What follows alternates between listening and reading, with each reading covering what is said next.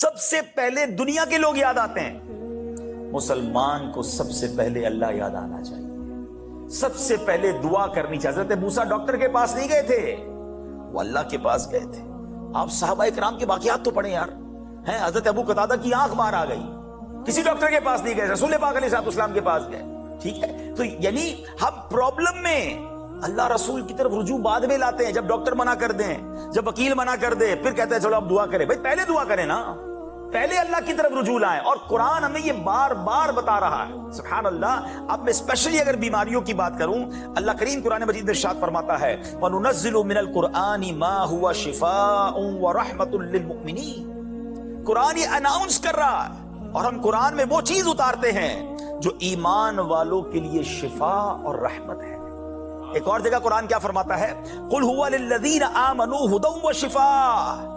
تم فرماؤ وہ ایمان والوں کے لیے ہدایت اور شفا ہے. حضرت عبداللہ ابن عباس رضی اللہ عنہما مفسر قرآن, قرآن کا علم جاننے والے, کیا فرماتے ہیں, قرآن کریم ہر مرض سے نجات دینے والا ہے. قرآن میں ہر مرض سے شفا موجود ہے. مگر قرآن کی طرف کون بیماری میں رجوع لاتا ہے؟ یار قرآن پڑھ کر قرآن سے شفا حاصل پہلے کی جائے, جب قرآن کہہ رہا ہے قرآن میں شفا ہے. سبحان اللہ. نبی پاک علیہ السلام کا فرمان سنیں, ابن ماجہ کی حدیث. سرکار دو عالم علیہ السلام فرماتے ہیں خیر الدواء القرآن, بیسٹ میڈیسن, بہترین دوا قرآن ہے. مگر ہم نے تو شاید کبھی کسی بیماری میں, اپنے کبھی کسی پرابلم میں, کبھی کسی ڈیفیکلٹی میں قرآن کی طرف رجوع کیا.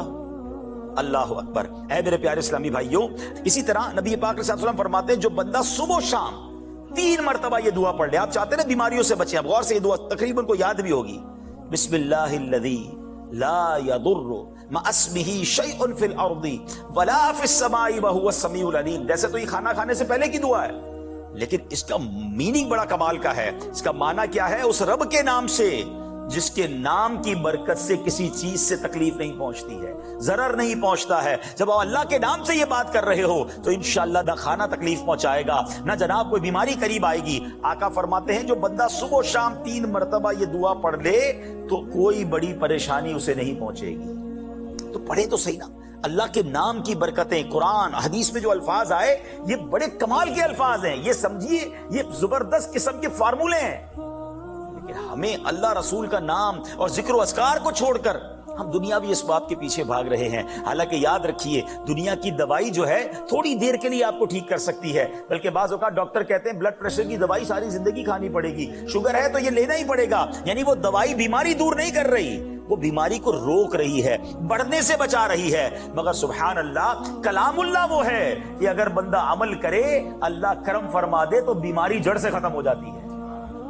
اللہ اکبر. طبرانی شریف میں ہے, نبی پاک علیہ السلام فرماتے ہیں لا حول ولا قوة الا باللہ دواء من 99 داء ایسرها الہم.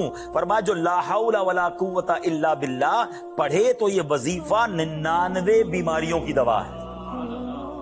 آپ سے کتنی دیر لگتی ہے پڑھنے میں؟ پھر فرمایا جس پہ سب سے چھوٹی بیماری غم ہے. اچھا کون ہے جس کو غم نہیں ہے؟ تکلیفیں, غم, اگر غم دور کرنا ہے, فرمایا 99 میں سب سے چھوٹی بیماری غم ہے, تو پھر تو ہر غمگین کو لا حول ولا قوة الا باللہ پڑھتے رہنا چاہیے. اور یہ کمال کا وظیفہ ہے. ایک اور روایت میں ہے جو 100 مرتبہ لا حول ولا قوة پڑھے اسے کبھی تنگ دستی نہیں ہوگی. اگر بزنس کم ہوا ہے, جاب کا پرابلم ہے, اگر پیسے پورے نہیں ہو رہے تو لا حول ولا قوة الا باللہ یہ اپنا ورد بنا لیں, اور کم از کم 100 ٹائم ضرور پڑھا کریں, پھر اس کی برکتیں دیکھیں. اے میرے پیارے اسلامی بھائیوں, بعض اوقات ایسی مصیبتیں دور ہو جاتی ہیں. اب ذرا غور سے سنیے گا. حضرت مالک اشجعی رضی اللہ تعالیٰ عنہ یہ صحابی رسول ہیں. ایک مرتبہ آپ کے بیٹے حضرت عوف بن مالک رضی اللہ تعالیٰ عنہ غیر مسلموں کے ہاں قید ہو گئے. اب سبحان اللہ, صحابہ کرام کو جب بھی کوئی ڈیفیکلٹی آتی تھی وہ سرکار دو عالم علیہ السلام کے پاس پہنچ جاتے, تو وہ وہاں حاضر ہوئے اور نبی پاک سے عرض کیا کہ حضور بیٹا گرفتار ہو گیا ہے. اب بتائیں دشمنوں کے ہاتھ میں گرفتار ہو گیا ہے. سرکار دو عالم علیہ السلام نے کیا حل بتایا؟ فرمایا کسی طرح بیٹے کو یہ بات پہنچا دو کہ لا حول ولا قوة الا باللہ کثرت سے پڑھنا شروع کر دے. ہے دشمن کی قید میں, اس تک یہ پیغام پہنچاؤ کہ کسی طرح یہ پڑھنا شروع کر دے. اب اپنے بیٹے تک آپ نے یہ پیغام پہنچایا، اللہ اکبر، وہ بیڑیوں میں جکڑا ہوا تھا، دشمن کی قید میں تھا۔ اب میں آپ کو حدیث سنا رہا ہوں، اس وظیفے کی برکت سے اس کی بیڑیاں خود بخود ٹوٹ کر گر گئیں اور وہ بندہ اپنے گھر واپس آ گیا۔ وظیفہ کس نے دیا تھا؟ سرکار دو عالم علیہ الصلوۃ والسلام نے۔ اچھا بعض اوقات کیا ہوتا ہے، لوگ کہتے ہیں وظیفہ تو میں بھی بڑے پڑھتا ہوں، دعائیں تو میں بھی بہت کرتا ہوں، ہمارا تو مسئلہ حل نہیں ہوتا، ہماری بیماری تو دور نہیں ہوتی۔ تو آلویز ریممبر، بیماریاں جو ہے نا، یا جو بھی چیز وظیفہ عمل کرے گا نا، وہ جب کرے گا جب آپ کو یقین ہو۔ آپ کو خود ہی بلیو نہیں ہے تو پھر کچھ نہیں ہونا۔ ہاں علماء فرماتے ہیں کہ جو بندہ دعا کرتے وقت یہ سوچے نا پتہ نہیں قبول ہوگی کہ نہیں ہوگی، پھر بھی کر لیتا ہوں، فرمایا پھر دعا قبول نہیں ہوتی۔ دعا قبول ہی اس کی ہونی ہے جو یقین کے ساتھ، یقین کامل کے ساتھ۔ وظائف کا بھی معاملہ یہی ہے، تعویذ کا معاملہ بھی یہی ہے کہ آپ جب عمل کریں اس کو یقین کے ساتھ کریں، تذبذب کے ساتھ نہیں۔ پھر دیکھیں کیسے غیب کے خزانوں سے مدد ہوتی ہے۔ سبحان اللہ، مجھے وہ واقعہ یاد آ گیا، بریلی کے تاجدار امام عشق و محبت اعلیٰ حضرت امام اہل سنت ایک بار حج پر جا رہے ہیں، سمندر میں طوفان آ گیا، ایسا طوفان آیا پانی کے جہاز میں کہ لوگوں نے کلمہ پڑھنا شروع کیا، بلکہ کفن پہن لیے، اب جہاز کے پرخچے اڑ جائیں گے اور جہاز ڈوب جائے گا۔ اعلیٰ حضرت بڑے پرسکون تھے، والدہ بھی موجود تھی اس جہاز میں۔ آپ نے کہا اماں جی آپ نے گھبرانا نہیں ہے، میں اللہ کی قسم کھا کر کہتا ہوں جہاز کو کچھ نہیں ہونا۔ اچھا والدہ جانتی تھی بہت بڑے مفتی ہیں، ایسے کیسے کوئی قسم کھا سکتا ہے؟ اور تھوڑی دیر میں ایسا ہی ہوا کہ جہاز کام ڈاؤن اور بالکل سب چیزیں سموتھ ہو گئی۔ والدہ نے کہا بیٹا یہ تو بتاؤ قسم کیسے کھا لی کہ طوفان میں کچھ نہیں ہوگا؟ کہتے ہیں امی جان میں نے نبی پاک کی حدیث سنی ہے کہ پیارے آقا نے فرمایا جو کشتی پر سوار ہو اور یہ دعا پڑھ لے، بسم اللہ مجریہا و مرساہا ان ربی لغفور الرحیم، وہ سمندر میں کشتی کبھی نہیں ڈوبے گی۔ جب نبی پاک نے فرمایا مجھے یقین تھا اس کشتی کو کچھ نہیں ہونا ہے۔ یہ ایسا یقین بھی تو ہونا، ہم وظیفے بھی پڑھ لیتے کہتے ہونا تو کچھ نہیں، چلو پڑھ لیتے، پھر کچھ نہیں ہونا۔ یقین کے ساتھ، اور قرآن اور اللہ کے نام کی برکتیں، اور سبحان اللہ نبی پاک علیہ السلام خود دم فرمایا کرتے تھے۔ آج کل لوگ، میں خود مانتا ہوں اس بات کو کہ بدقسمتی سے ایسے جھوٹے عامل آ گئے اور ایسے جھوٹے جناب انہوں نے کفریات، شرکیہ، تعویذات لکھنا شروع کیے اور لوگوں کو ایسے کاموں میں لگا دیا کہ لوگ ان سے بدظن ہوئے۔ وہ ٹھیک ہے، وہ غلط لوگ ہیں، مگر اس کا مطلب یہ نہیں کہ اللہ کا نام لے کے دم نہیں کرنا چاہیے۔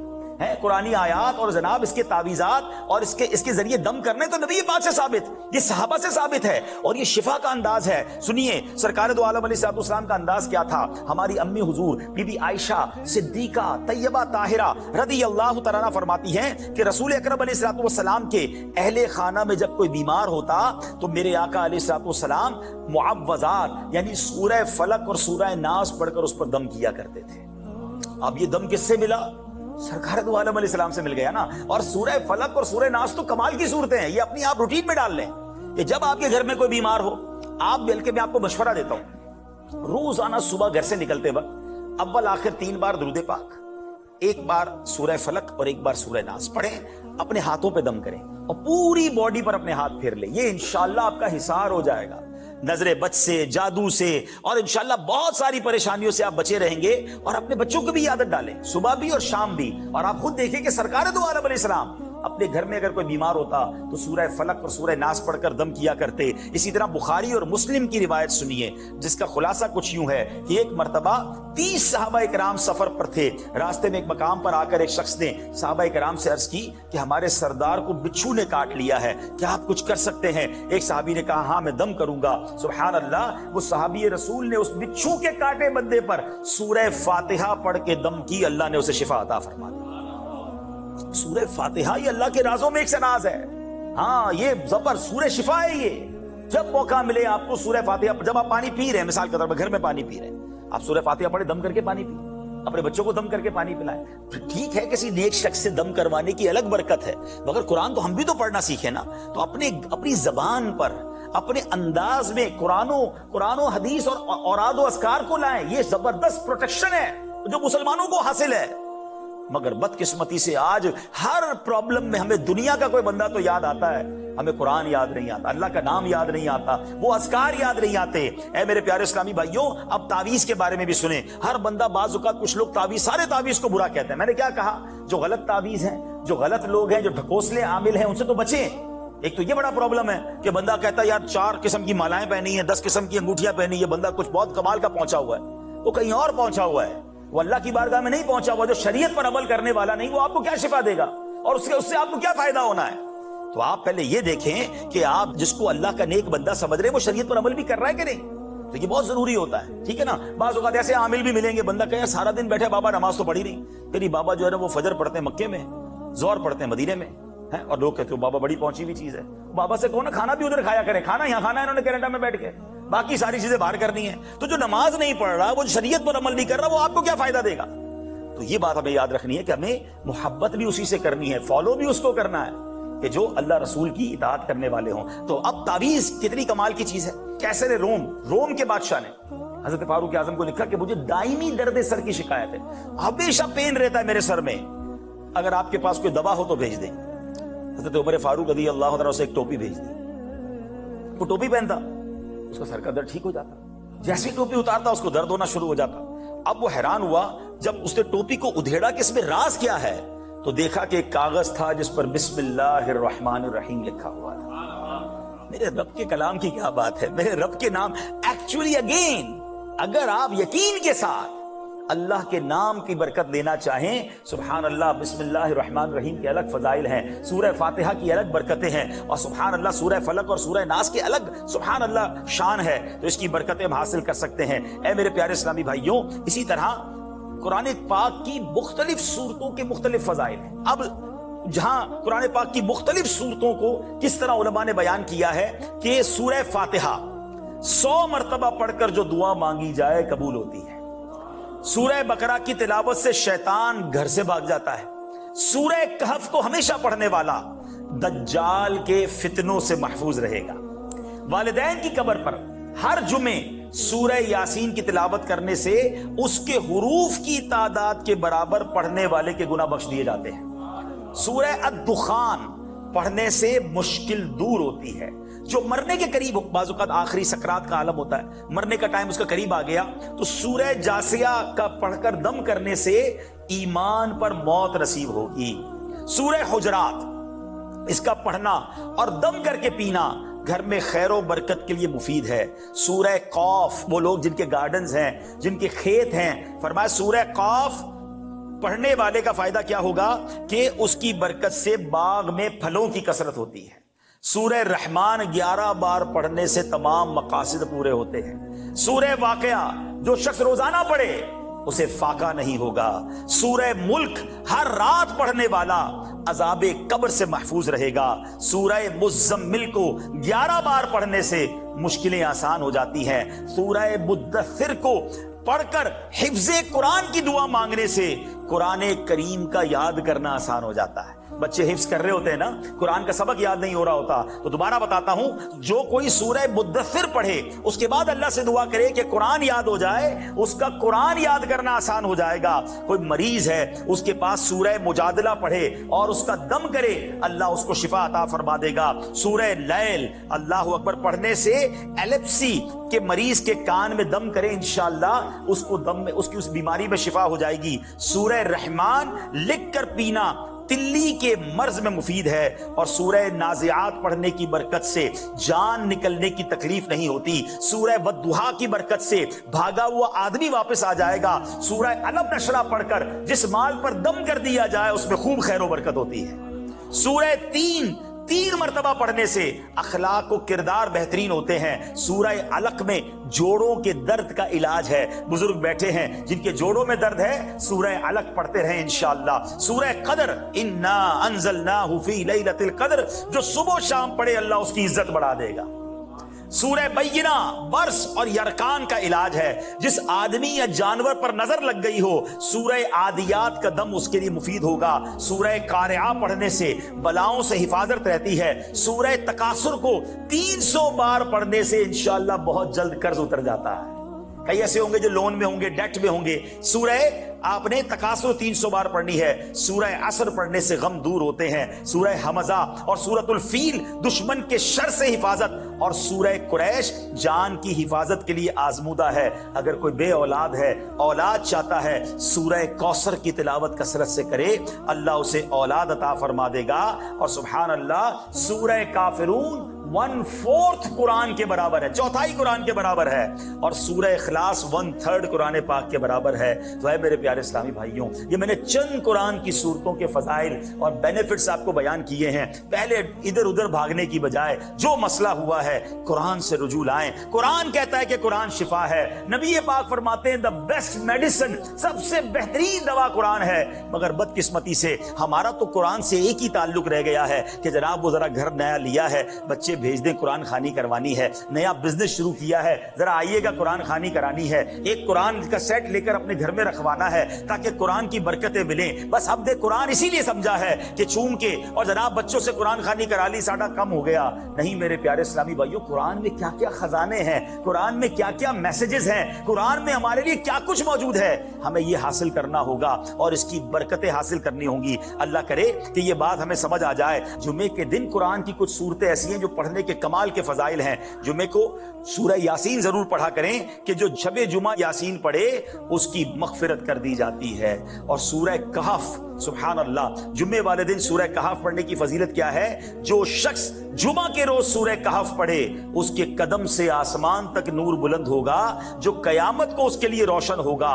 2 जुमों के दरमियान जो गुनाह हुए हैं बख्श दिए जाएंगे। You only required 15 to 20 minutes to recite सूरह कहफ।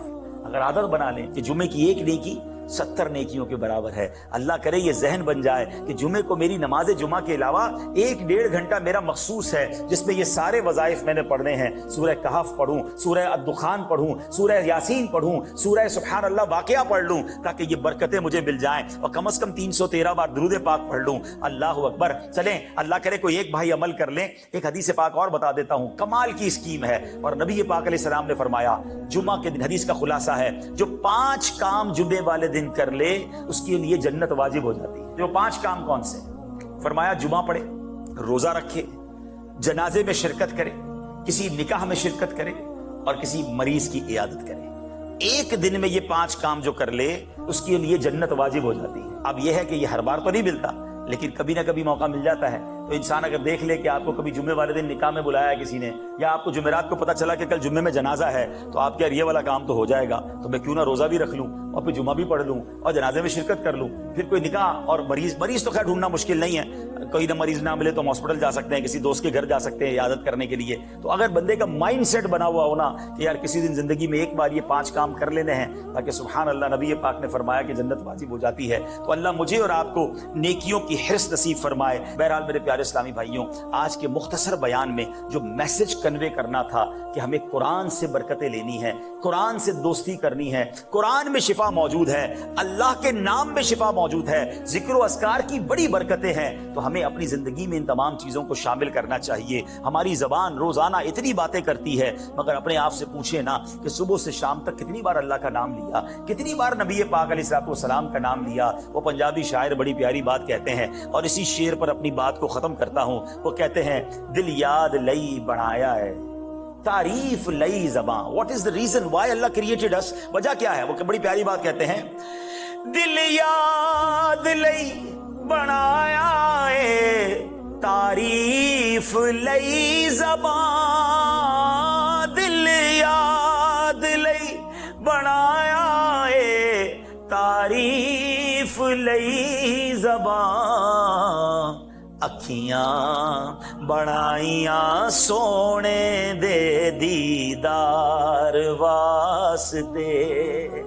अब बनाया किस लिए और अब इस्तेमाल क्या कर रहे हैं? तो आज से नियत करें इंशाअल्लाह खूब अल्लाह रसूल का जिक्र ज़बान से करेंगे और इसकी बरकतें आप देखेंगे। तो ला हौला वला कुव्वता इल्ला बिल्लाह, ये भी हमने सुना 100 बार पढ़ना है रोजाना इंशाअल्लाह। कलमा पाक की आदत डालें, सूरह फलक और सूरह नास सुबह शाम पढ़ें, अपने ऊपर भी दम करें, अपने बच्चों पर भी दम करें, सूरह फातिहा पढ़ने की आदत डालें। फिर देखें इंशाअल्लाह कैसे बीमारियों से, परेशानियों से महफूज रहते हैं। अल्लाह हमें अमल करने की तौफीक अता फरमाए। ऐसी प्यारी बातें दावत इस्लामी के माहौल में सिखाई जाती हैं। आपसे गुजारिश है कि दावत इस्लामी का पार्ट बने ताकि इसी तरह हम आगे बढ़कर लोगों तक अल्लाह रसूल की बात पहुंचाएं, उन्हें सुन्नतों की राह पर खुद भी गामजन हो, दूसरों को भी ला सकें। अल्लाह पाक हमें अमल करने की तौफीक अता फरमाए। आमीन बिजाहि नबी अमीन सल्लल्लाहु अलैहि वसल्लम।